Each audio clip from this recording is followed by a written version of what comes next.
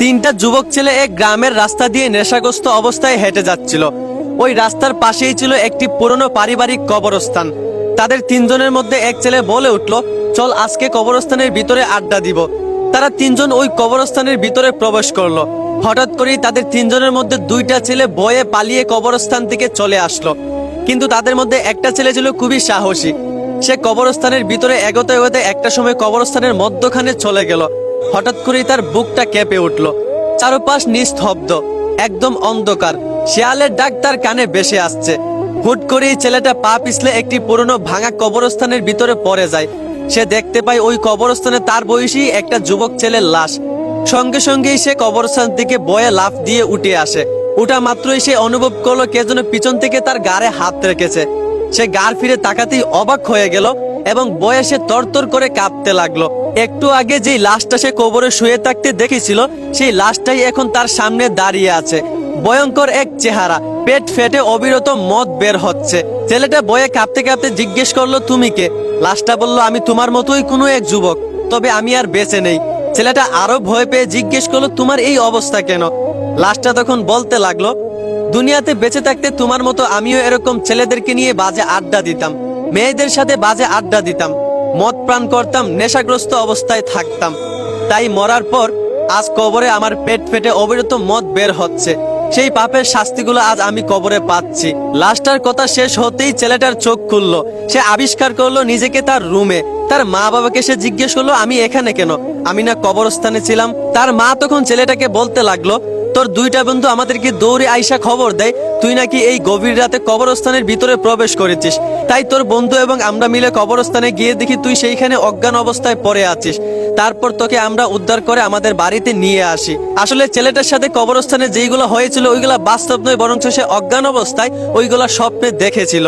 তারপর থেকেই ছেলেটা নেশা ছেড়ে দেয়, বন্ধুদের বাজে আড্ডা ছেড়ে দেয়, আল্লাহর পথে ফিরে আসে। আমি জানি না এই গল্পটা কতটুকু সত্য, তবে সত্য হোক বা বানানো হোক, এটাই বাস্তব। দুনিয়াতে যা পাপ করবেন অবশ্যই কবরে সেই পাপের শাস্তি পেতে হবে। এই জন্যই বলি আমার যুবক ভাই, ভালোর পথে চলতে পারেন আর না পারেন, অন্তত খারাপ পথ ছেড়ে দেন, অন্তত নেশা ছেড়ে দেন। আশা করি বুঝতে পারছেন। ধন্যবাদ। এক গ্রামে একটি পুরনো কবরস্থান ছিল। ওই কবরস্থানের পাশ দিয়ে রাতের বেলা যেই যাইতো সেই ওই কবরস্থান থেকে এক মহিলার অদ্ভুত চিৎকার শুনতে পেত। প্রথম প্রথম সবাই এইটা স্বাভাবিক মনে করত, সবাই ভাবতো এইটা হয়তোবা মনের ভুল। কিন্তু একটা পর্যায়ে গ্রামের সবাই বিষয়টা খেয়াল করে। যেই রাতের বেলা ওই কবরস্থানের পাশ দিয়ে যাইতো, রাত হলেই ওই কবরস্থান থেকে এক অদ্ভুত চিৎকার ভেসে আসতো, যেন একজন মহিলা চিৎকার করে কান্না করতেছে। তো এক রাতে সবাই মিলে হুজুরের কাছে গেল এবং বিষয়টা শেয়ার করলো। হুজুর সবাইকে পরামর্শ দিলেন এই কবরটা খুঁড়ে দেখতে হবে। ওই রাতে সবাই মিলে সিদ্ধান্ত নিল ওই কবরস্থানটা খুঁড়ে দেখবে যে ওই কবর থেকে কেন এরকম অদ্ভুত চিৎকার ভেসে ওঠে। যেই বাবা সেই কাজ। পরের দিন সকালে হুজুর মিলে সবাই মিলে ওই কবরস্থানটা খুঁড়তে শুরু করলো। কবরস্থানের মাটি খোঁড়া শেষ। যেই মাত্র কবরস্থানের বাঁশটা সরাতে যাবে, এমনি ওই কবরস্থান থেকে একজন মহিলা ডেকে বলল, সাবধান, আমার কবরের বাঁশ সাধারণ মানুষ সরাবেন না, কারণ কবরের বাঁশ সরালে আমাকে দেখা যাবে, আর আমাকে দেখলে সাধারণ মানুষরা সহ্য করতে পারবে না। তারপর ওই কবরস্থানের পাশ থেকে সবাই সরে আসে এবং তাদের মধ্য থেকে চারজন সাহসী লোক ওই কবরস্থানের বাঁশগুলো আস্তে আস্তে সরাতে লাগলো। সব বাঁশ সরাতেই মহিলাটার চেহারা ভেসে উঠলো। চারজন লোক কবরে তাকাতেই তারা চিৎকার করে অজ্ঞান হয়ে গেল। সবাই তখন কবরে দৌড়ে আগালো। সবাই কবরস্থানের দিকে তাকিয়ে অবাক হয়ে গেল। কবরস্থানের ভিতরে একটি মহিলা বসে আছে।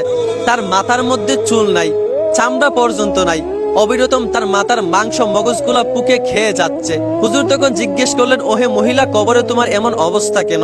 তুমি দুনিয়াতে কি পাপ করেছিলে? মহিলাটা তখন বলতে লাগলো, আমি দুনিয়াতে তেমন কোনো পাপ করি নাই, ভালো হয়েই চলতাম। শুধু আমি যখন রাস্তায় বের হতাম তখন শুধু আমার চুলগুলা খোলা রাখতাম, আর এই চুলগুলা খোলা রাখার কারণেই অনেক ছেলে আমার চুলের দিকে তাকাতো, খারাপ নজর দিত, আর এই কারণে কবরে আজ আমার সেই শাস্তি পেতে হচ্ছে। আমার মাথার একটা চুলও নাই, মাথার মাংস মগজগুলো অবিরতম পুকে খেয়ে যাচ্ছে।